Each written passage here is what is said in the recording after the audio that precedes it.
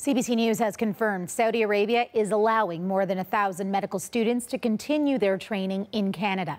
Riyadh had originally ordered the students to leave by September 22nd because of a diplomatic spat with Ottawa over human rights. Arthi Pohl is here with the details. What more do we know, Arthi? So what we do know is that, in fact, the Royal College of Physicians and Surgeons of Canada had said that it was late at night on Monday that they were having another teleconference regarding this issue, which they say they are regularly having now for stakeholders who are interested in knowing whether or not these more than 1,000 medical trainees really will be able to stay in the country.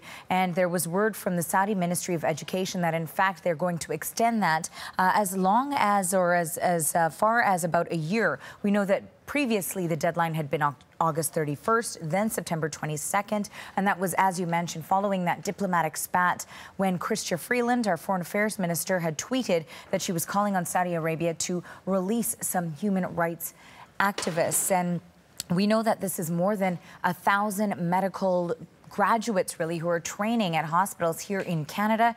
If they had departed, this would have created quite a gap in the workflow because they actually are treating a lot of Canadian patients as part of the training program. And this program has been in existence for about 40 years. Now, we had a chance to speak with the CEO of the Royal College of Physicians and Surgeons of Canada, and he says these particular trainees play a vital role in the system. They're not. We don't call them students because these are people who may be doing the operation on you or me if we needed one, under very distant supervision by a senior staff person. These would be people who've got 5 or 6 years of post-MD training under their belt and are here doing advanced research or clinical practice. So for these trainees, it is unclear, those who already have left, what this means for them, whether or not they'll be able to return or how it might affect their future careers as well, Rashmi. And it wasn't only these medical graduates in training who were ordered to leave, right? All students were ordered to go back to Saudi Arabia. So any news on the next steps for them?